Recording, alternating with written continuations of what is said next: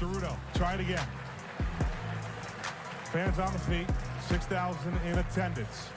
The payoff is flied into right field, going back at the warning track, at the wall. It's gone! Go ahead, 3-run home run for the senior.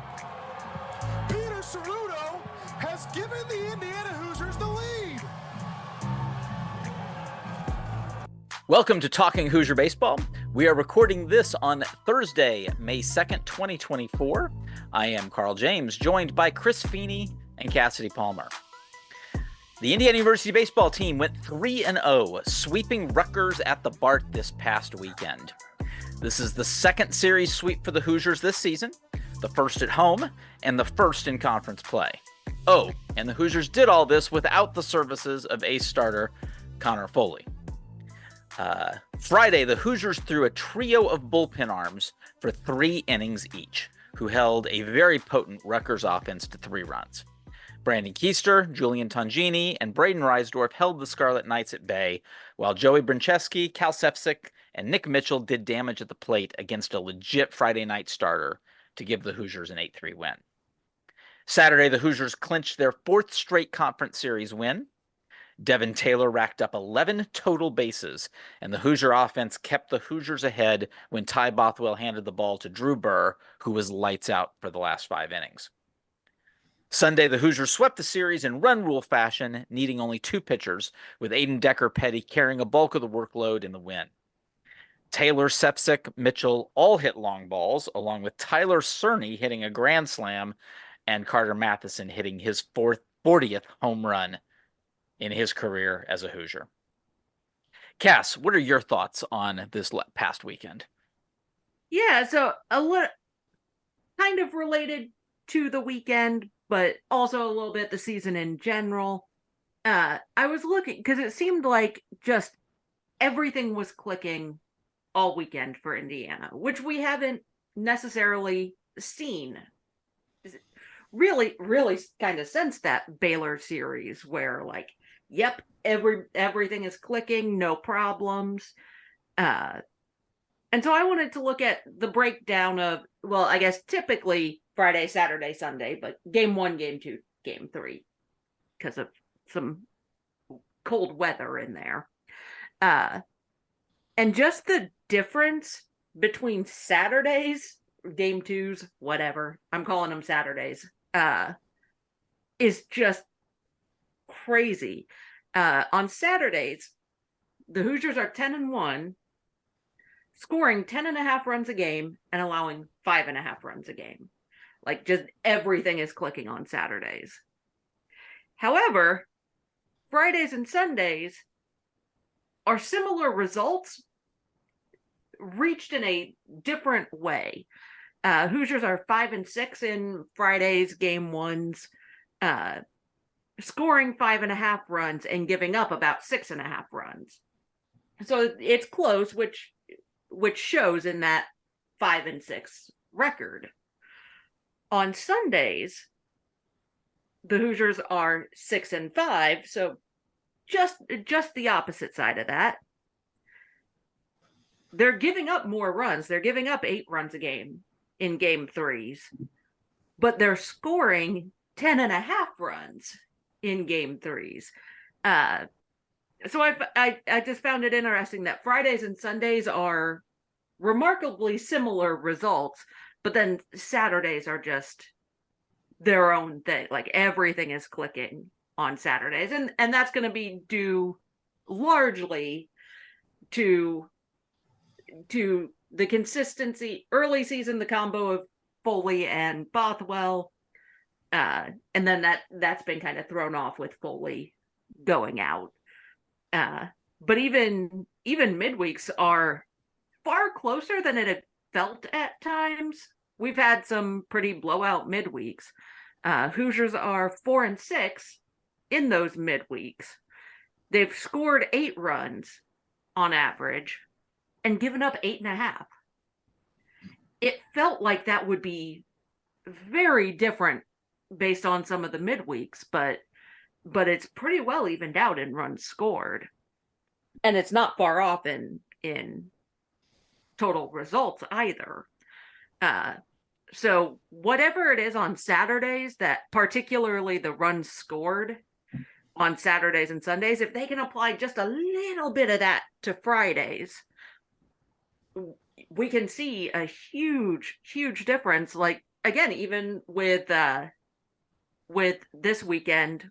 past weekend with Rutgers, scoring 8 runs, that's not that much more than the 5.5, but it led to a win. It flipped the script a little bit on how Fridays typically have been. So that's what stood out to me from the weekend and the season, kind of looking at a bit of both, looking at the numbers. Chris, how about those red belts? What do you have? Well, I'll tell you, there was some close decisions this week. It was a real fun weekend at the Bart. I was able to go Saturday and Sunday, and the weather and the crowd and the atmosphere, really fun. I know Sunday was a blowout from early on, but that Saturday game, I mean, it was close.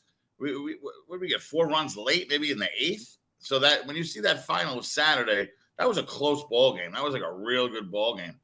And IU just did what it had to do, and the crowd was into it.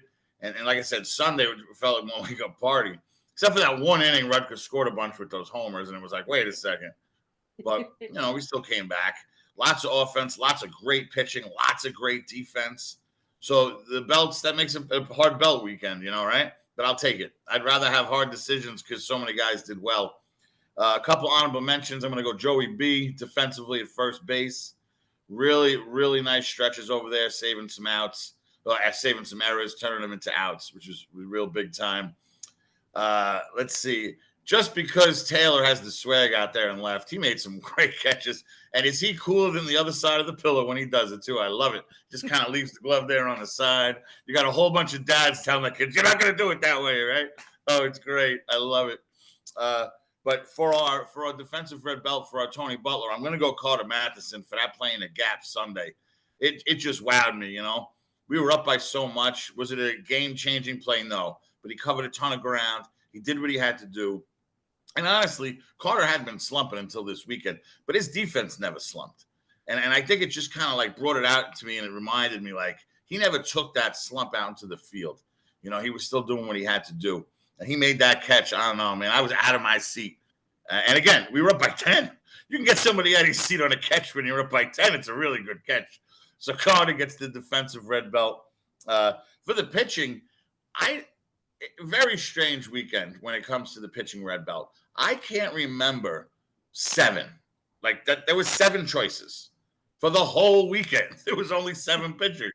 So usually I get the box scores and I kind of look at them, and usually it's 11 to be honest, 12, something like that. And there's some you're just knocking right out, and you get down to 3 or 4, and then I just come up with one. But there was only 7 total this weekend, which was really cool. I can't remember as low of a number. That's Cass's department, but it seemed very low to me. And I've been doing this for how long? Have we been doing this? 6 years. Like I can't remember such a low list. When I look at all the box scores. But I'm going to go with Drew Buhr. Carl mentioned him in the intro. 5 innings, 4 hits, 4 Ks. He gave up the inherited runners, but he didn't give up another one. And that game was close. Okay, you're going to see that final, and you're going to think it wasn't, but it was. 4 late runs. Buhr kept it close. He's had a great month. I saw the at Indiana Base put out a great stat with his April numbers with him, Joey B, and there was somebody else. I mean, they've really turned it around. So Drew Buhr is going to get the Joey Donato red belt for the pitching. Offensively, there really was several choices, and you want to do honorable mentions, and you want to let everybody get some shine. But anybody who watched these games saw it, right? Tyler Cerny grand slam. Nobody even got a hit before he did that. It was like walk, hit by pitch. We're taking pitches. We're doing what we got to do. And Tyler hits the grand slam. But for consistency, I'm going to go Devin Taylor. He had 3 hits and 3 runs and 4 RBIs on Saturday with 2 home runs. Then on Sunday, only 1 home run. Sorry. Only 2 more hits, only 2 more runs. So Devin really shined. I hear Coach talk about it a lot on the post game that people pitch Devin differently than they do others in our lineup. And I guess, for whatever reason, he got more pitches to hit, or he did with more with his opportunities, let's say, in this series. In basketball, I know it's a big basketball state, right? Even if your guy's hurt, if you run him out there on the wing, there's a chance that you could pass it to him, right? Like he's like the decoy or something. Not that Devin Taylor is a decoy, but having Devin Taylor's bat in this lineup, even if you have to walk him, pitch around him, do what you got to do, it's always in the pitcher's mind. Where am I in the lineup? Where's Taylor? Where am I in the lineup? So I think that's game-changing too, right? He was picked as an All-American. Is he going to get it? I don't know. Is he going to get Big Ten Player of the Year? I don't know. But I am damn grateful he's in our lineup. I could say that. So offensively, the Alex Dickerson Award is going to go to Devin Taylor for the week. So that's Devin, Drew, and Carter for the Red Belts. Now, I got to tell you, there has been quite a switch with the conference race and the RPI. And I can tell you, I don't know if it was maybe 3-4 weeks ago, I was hoping we would make the Big Ten tournament. And Carl is going to explain to us that the expectations are a little higher now. A little higher. That does not mean that things are still great. There's a lot of work still left to do. But what I basically say is this: Indiana did no more and no less than they had to this past weekend, in order to get to a top 45 RPI in before the Big Ten tournament. That is, they're going to need to go 8-3 down the stretch, and that basically required. It was 11-3 last week. It was essentially, it was like, Rutgers, they're going to have to get a sweep somewhere. And Rutgers felt like it was the most likely scenario. Well, then once we discussed that, we then found out that Foley was not going to be available. So then it's just like sweeping a team as good a hitting team as Rutgers is, in a team that has a true Friday ace. That was just, but hey, they took care of it. They did it. Now it's 8-3 down the stretch. Now all 11 games are against Power 5 teams. And the Big Ten series are 2 on the road, 1 at Purdue, who is number 1 in the Big Ten right now, 1 at Nebraska, who is the best RPI in the Big Ten right now, and is actually playing. I mean, if Nebraska gets hot here, they have a chance to host. So those are 2 very tough series. And then Tracy Smith in Michigan coming to the Bart. Of those 3 among the 5 are within 1 game of each other for the Big Ten lead right now. This is the craziest we have ever seen a Big Ten title race. It's going to be a free-for-all with 5 teams going for this title. And in Iowa, only 2.5 back. But I kind of think at this point, with that many in front of them, I think Iowa's in a real tough spot. So I think it really comes down to these 5 teams, which is just nuts. And of course, you look at Indiana, both good and bad. Indiana's got to play its 9 remaining games against teams that are in this group. But then again, they get to play their last 9 games against teams that are in this group. They have a chance to give those teams losses, which is necessary. They do not have an opportunity to give Illinois a loss, and Illinois has been a real surprise in this. Nothing, and then Cass has brought this up multiple times, nothing has been predictable up to this point. For now, what does IU need to do in the short term? They need to go win the series in West Lafayette. They got to take that series. There is no margin of error when it comes to the RPI for losing series going forward. And that's where, it would have been different than last year. Like last year, they ended up losing that series at Michigan State. Didn't really hurt anything.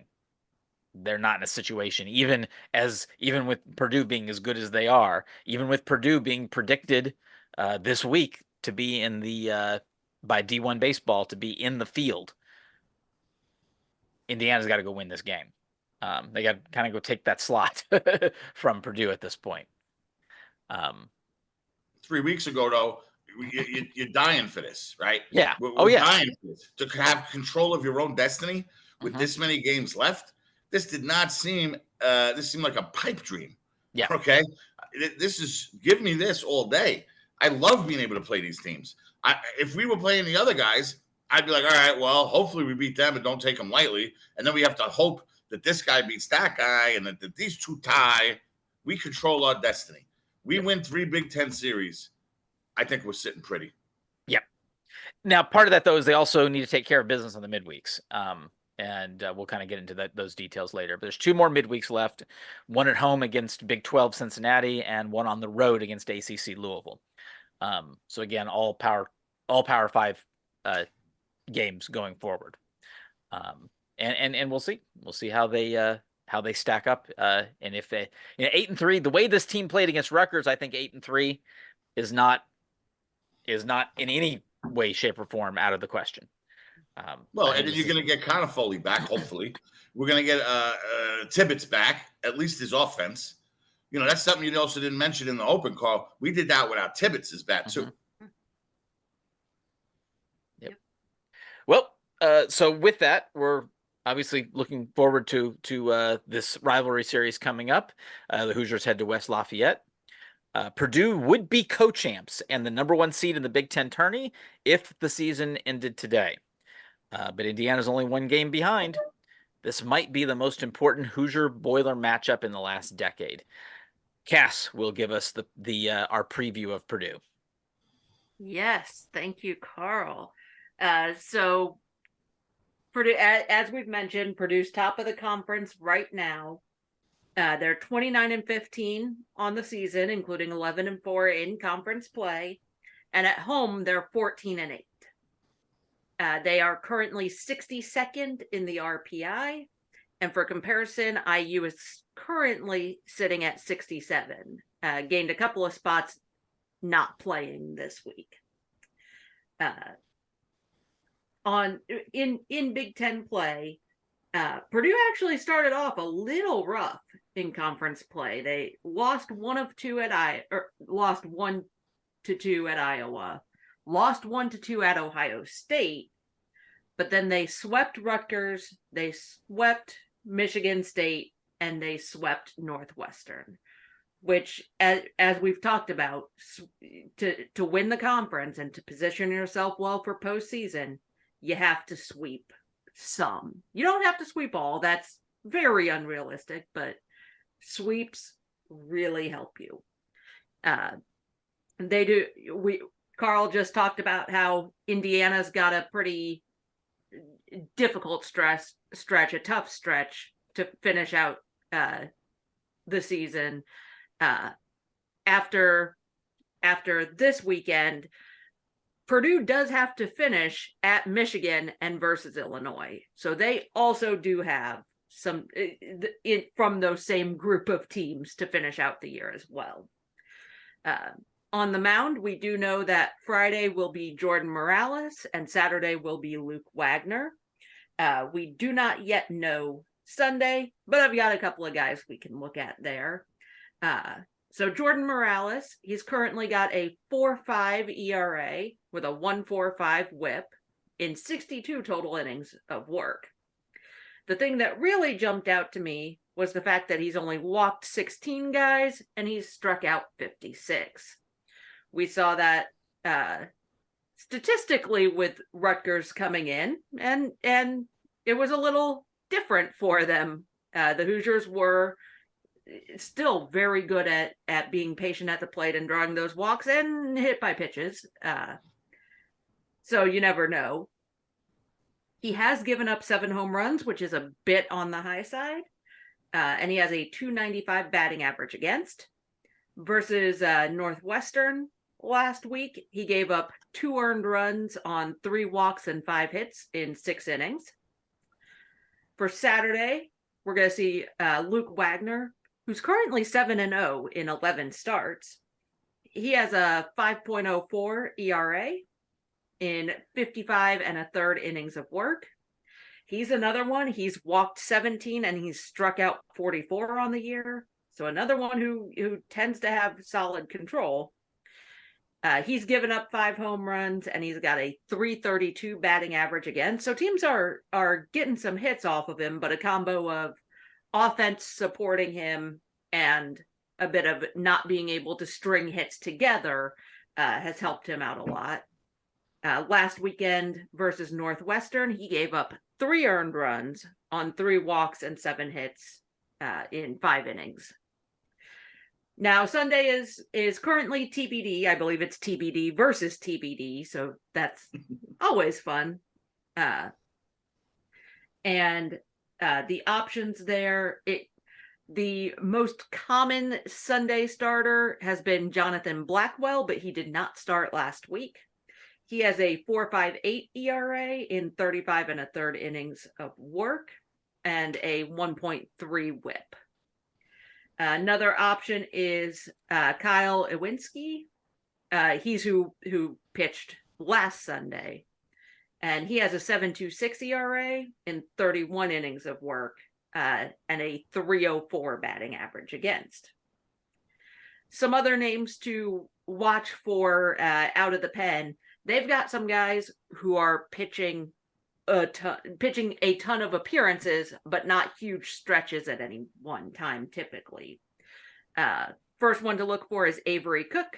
He has 18 appearances, total of 27 innings, and a 3.33 ERA. That was too fun to pass up. But his batting average against is just 198. Another one is Aaron Suval. 17 appearances and 30 2/3 innings of work. He's got a 4.70 ERA. Carter Dorn has 16 appearances, 29 innings of work, and a 1.98 batting average against. He has a 4.03 ERA. And Davis Pratt has 15 appearances, 22 2/3 innings of work, and a 4.37 ERA. So those are some guys Hoosiers are likely to see at least once. In some cases, could see them twice. Some of these guys have pitched multiple times in a weekend. As a staff, the Boilermakers have a 4.64 ERA and a 1.45 WHIP. As I kind of mentioned, they've given up 156 walks to 341 strikeouts.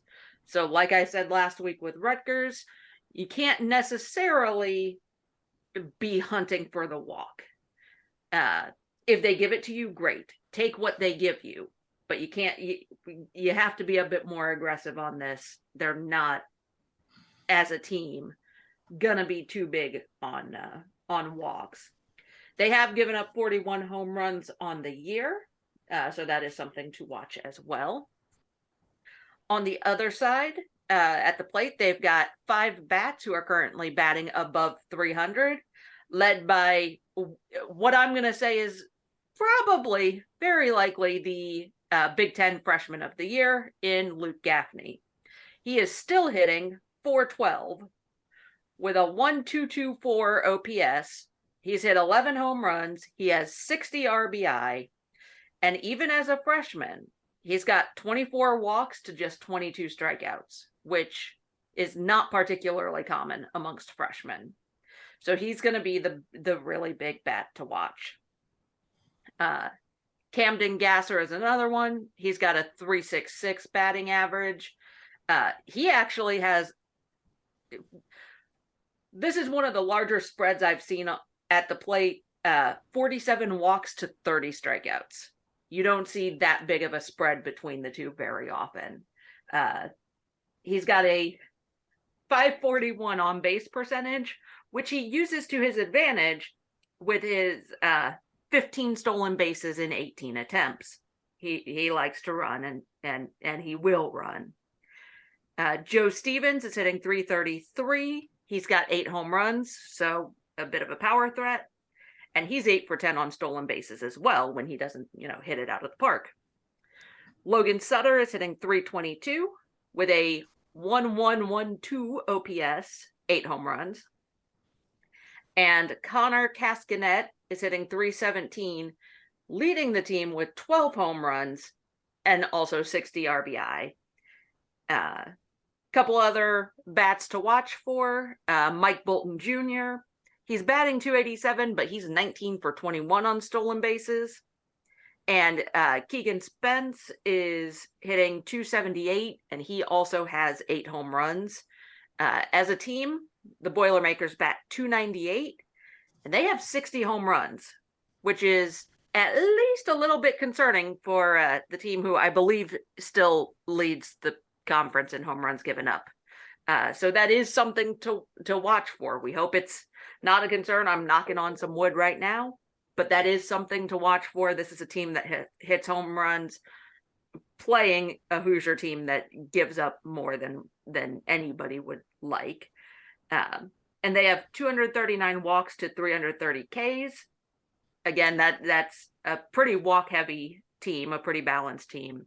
And they are 69 for 86 in stolen bases, which I'd have to imagine is pretty close to Rutgers in the top of the conference.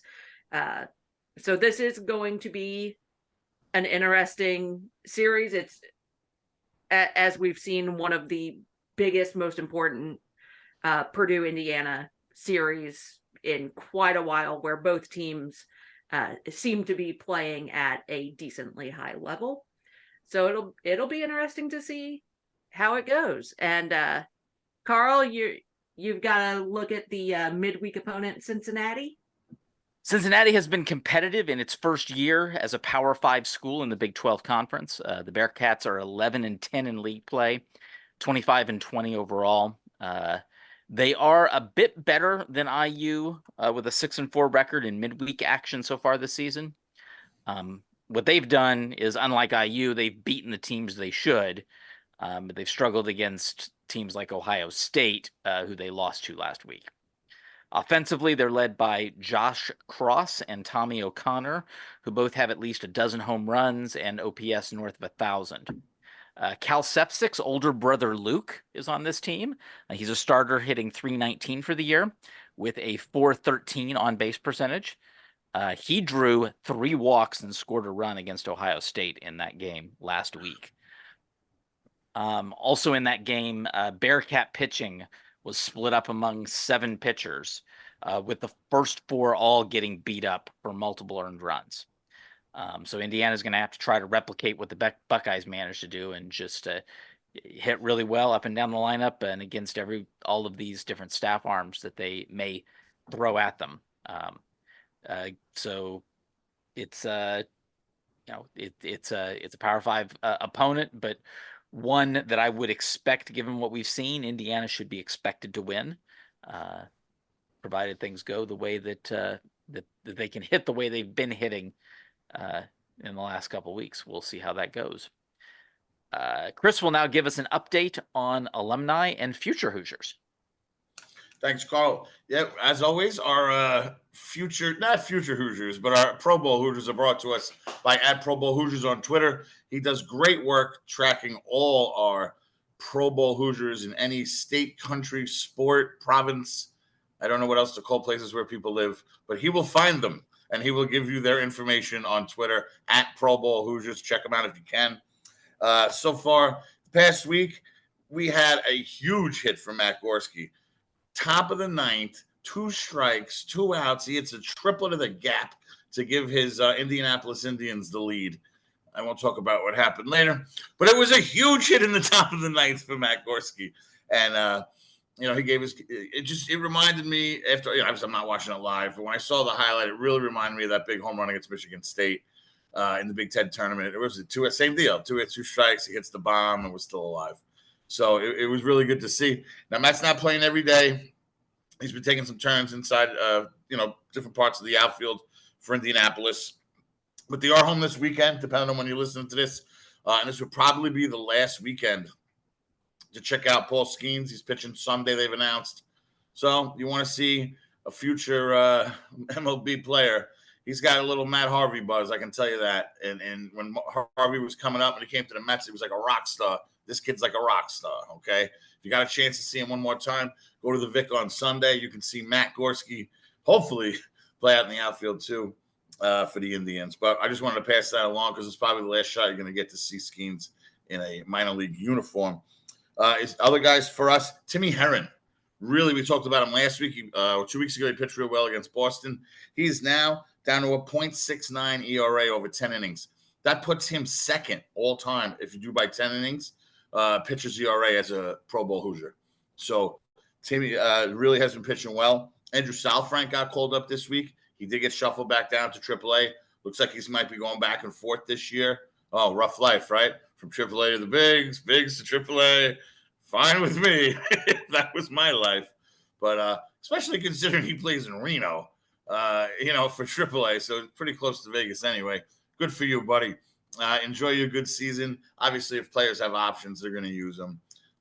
They trusted him in the World Series last year, so he's part of their plan. So it's good to see him too. As far as other, issues or things you might have to think about it. Maybe one of our future Hoosiers getting drafted by MLB, which is of course always possible, especially how good we've been recruiting lately. We have lost a couple recruits to the MLB draft in the past. I got to tell you, this Hogan Denny, Mooresville Pioneers, Mooreville's high school, has been crushing the ball. Okay. He's 6 foot 200. He has 6 home runs already this year. He has 19 RBIs. He's only played 10 games. Okay. OPP of 1368. So Hogan Denny is a name you want to know. Let's hope he makes it to the Bart. Obviously whatever his family decides is up to him. But that could be a name that we could see before, during IU, and maybe after as a Pro Bowl Hoosier to see what's going on. I am going to try to focus on maybe 1 or 2 high school guys each week as we're getting through these high school seasons now. We have a lot of big name prospects coming up, but definitely Hogan Denny is one of them. So that's just to look at the alumni and the high school guys. Obviously, there's major focus on our guys this weekend.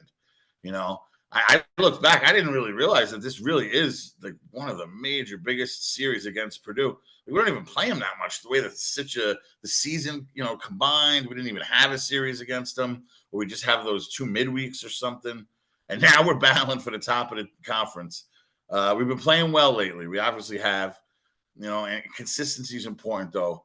Carl, what do you think about running this through the rest of the 11-game season?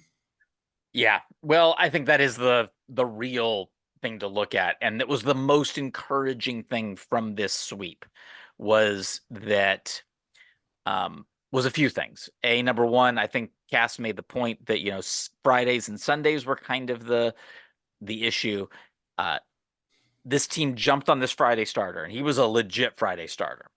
And then he settled in, and he was tough when he settled in, but then they also got to him and weared him down when he was at the end of his outing. So doing both of those things, jumping on him early and getting at him when he was wearing down, gave them the ability to score 8 runs on a Friday, which was huge. Chris mentioned the fantastic defense the team has been playing, and that they obviously hit very well. But the thing was, they hit 1 through 9. There wasn't a hole in the lineup this weekend. And this is the first time it's really felt like that. It's like, somebody's, it just felt like there's always been there's that one spot that's just not there. And we're saying this, to your point, Chris, without Brock Tibbitts in the lineup. I'm saying, bro. I mean, let's not sleep on Brock. You know what I mean? Guy was a model of consistency. He had 149 games played in a row. Guy hits bombs. Guy hits clutch. He'll take a walk if you need it to. He ain't all about ego. Very rarely have I seen him try to, go out of himself at the plate. We're going to pencil him into this lineup. We're just going to get better. Yep. But then but the point is, you just see the job that Brenczewski and Stadler have done as catcher and first base with Brock and playing every day with Brock out. And they've just been, Stadler has just been phenomenal.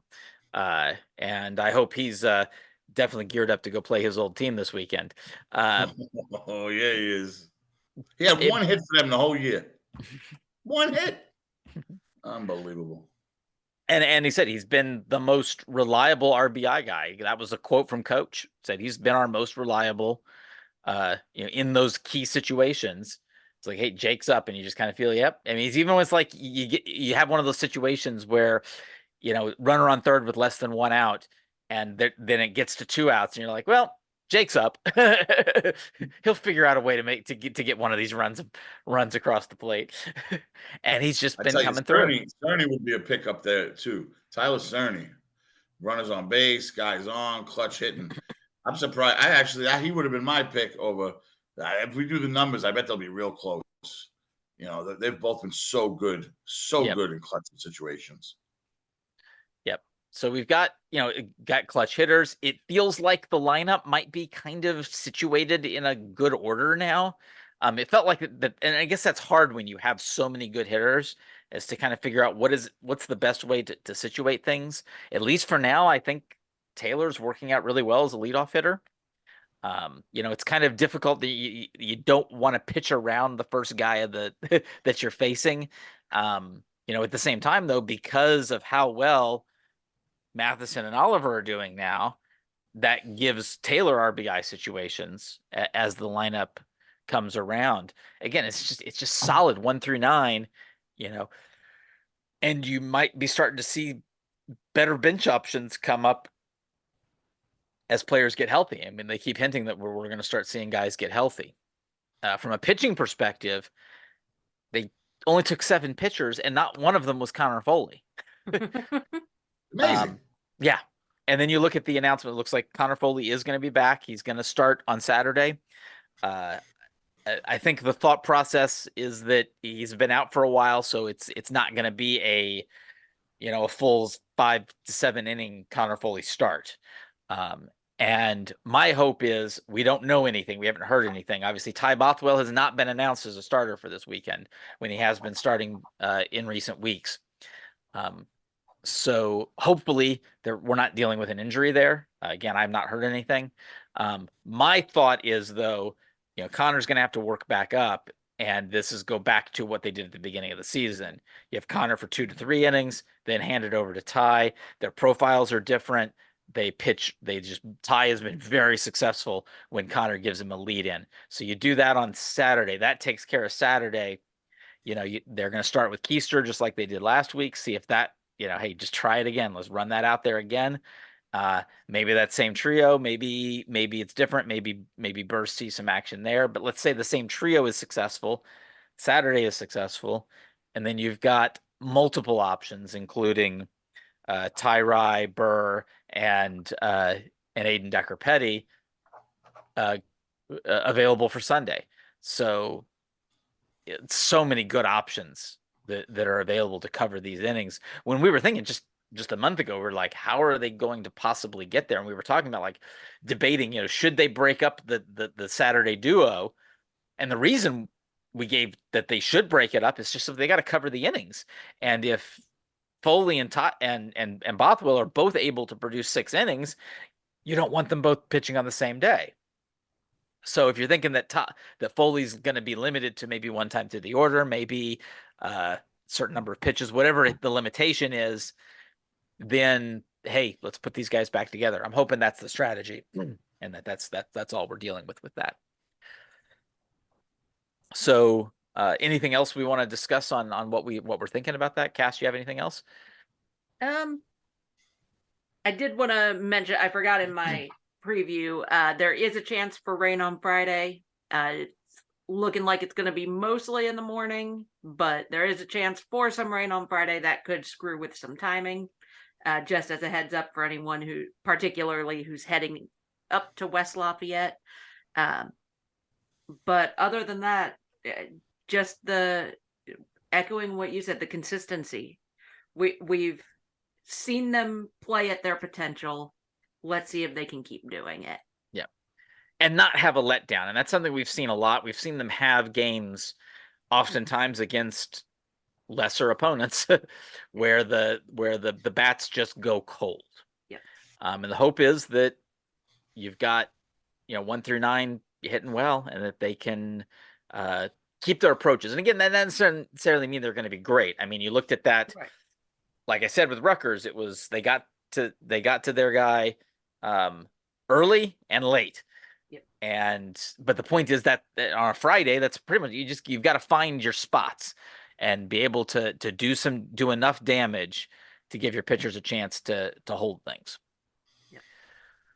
Well, that will take us into our discussion on our Big Ten pick'ems. So let's take a look at where we are right now. The order from last week has not changed. It's still Josh, Zach, Chris, Cass, and myself. Josh, Zach, and I each were 3-2 last week, which normally would not be good. But Chris and Cass, you guys were 2-3 last week. So I have to call it out because normally I'm bad, but I'm still in last place. I'm still a full series behind Cass. You can't go 9-1 every 2 weeks. I mean, No, but that 9-1 stretch though still has you solidly in third and 2 series ahead of Cass. So I'm 14 and 15. I am still underwater right now. Cass is a series ahead at 15 and 14. Chris is 2 series ahead at 17 and 12. But Zach is 2 series ahead of Chris at 19 and 10. And Josh is still leading this at 20 and 9. He is still just quietly dominating the rest of us. So here we are. Now we are at our new week coming up. We've got Michigan. They're also in a rivalry series at Michigan State. Another somewhat rivalry are the 2 East Coast teams. Maryland is traveling to Rutgers. Ohio State is heading against traveling to the other Big Ten leader, Illinois. Nebraska is traveling to Minnesota, and Northwestern is traveling to Iowa. So Chris, you said you wanted to pick first, so I'm giving it to you. Well, I got to mix it up after last time it didn't go as well. So we will start the picks hearing about the Hoosier Ticket Project. And I did a little research on this. You can donate road games. So there's only so many games at the Bart left. What is it, 4, right? Yep. We got 3 Michigan and Cincinnati. So if you've got tickets to the Bart, call the Hoosier Ticket Project or go to the link that's in, down there. If you look under the thing, you'll see it. But call them, donate them, get some people to the Bart. But I did verify if you have tickets to Purdue for those 3 games, Nebraska, or Louisville, you can donate those and send a Hoosier fan on the road. You are allowed to do that. So if you have an opportunity to put someone to the bowl game that couldn't otherwise go, just to real quick, read their mission statement, how your generosity supports the Hoosier Ticket Project's mission, increases our impact on the community, and gives us the resources to send more families and kids to upcoming Indiana University events. So it's a really good program. And if you're looking for tickets and you need some, reach out to them. They'll help you out. I don't know how many road tickets they're going to get, honestly. But they got a lot of tickets to the Bart. They'll get you out there for the Michigan series. I know fireworks night is Friday night. That could be real fun. I would think Saturday you got the senior events, another really cool thing. So, reach out. Maybe they can help you out and get you some tickets. For my Big Ten picks, I'm going to go Iowa, Minnesota, Ohio State, Maryland, and Sparty. So hopefully I can get back on a winning track. What was I, 2 and 3? I'll go for 4 and 1 this week. All right. Well, I'm going to go ahead and jump to our leaders now. So let's see here. Let me see here. So Josh, we'll start with Josh. Well, actually, I already know because I've read these.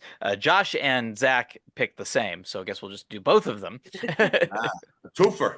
Yep. Yes. So Josh is picking 3 road teams, which will be Michigan over Michigan State, Maryland over Rutgers, and Nebraska over Minnesota. And he's taking 2 home teams. He's taking Illinois over Ohio State and Iowa over Northwestern. And just to be absolutely confirming, I'm going to read Zach's as well, just to make sure I didn't mess that up. So, yes, Zach picked Michigan, Maryland, Illinois, Nebraska, and Iowa. I think that all tracks.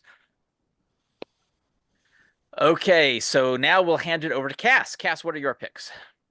Well, if I was following along correctly, mine are exactly the same. Michigan, Maryland, Illinois, Nebraska, and Iowa. Because I was going with what I saw as the favored team for what I would say is probably pretty heavily favored to win the series for 3 of them. I think Maryland Rutgers is a toss-up, but seeing how Rutgers has played recently, I'm not too convinced even at home. And while I think Michigan State can beat Michigan, I don't think they will. So those were my picks. Yep. Well, I've got to be a little bit more bold. So for the most part, I'm agreeing, but I am going to pick one upset to try to. I mean, I know I'm at this point not going to be able to catch anybody like Josh or Zach, but I at least want to take Cass. I want to get. I need to take Cass. So And if I'm going to do it, I'm also going to do it to where in a way that may help the Hoosiers. So I'm going to say that Ohio State is going to go in and take 2 out of 3 against Illinois. Okay. So that's where I'm going to differ. But otherwise, They would have favored. I thought they would have favored in that pick. I mean, but it's just as hard to say because Illinois continues to just win series. So right. Yeah. And we'll see. We'll see what happens. Yep. And I always try to, as a general rule across the board, I don't root in games that my team's not in, but could affect my team's standings or postseason or everything. Like, as soon as I start rooting for games to go one way, it doesn't go well. So I don't root in other games. And therefore, I try to leave that out of my picks completely. Yeah. Well, it's just I'm underwater. So I'm just trying to see if she's the back-to-back champion. I'm not questioning that strategy. I'm going to take just from what Chris, because Chris has just not had a whole lot of faith in Illinois. So, and you look at what Illinois had a somewhat easy road, but they've done well with it. That's the thing, and that's why not everyone does well with an easy road. And obviously, Indiana struggled against Illinois at home. So. Yeah, but we'll see. They remind me of that Maryland team that everybody was gassing up. They were national seed. UConn went in there and beat them, and they didn't even get out of the first round, and they hosted the regional. I'll never forget that. I mean, we played. I'm like, they didn't seem that good, and yet they were a national seed. It turned out, and UConn knocked them out at their home regional. I was loving it. All right. Well, those are our picks. Those will be up on the site. So thank you for listening to this episode of Talking Hoosier Baseball. For more on Indiana University baseball, hit up iubase.com. For Chris Feeney and Cassidy Palmer, I'm Carl James. See you at the Bart.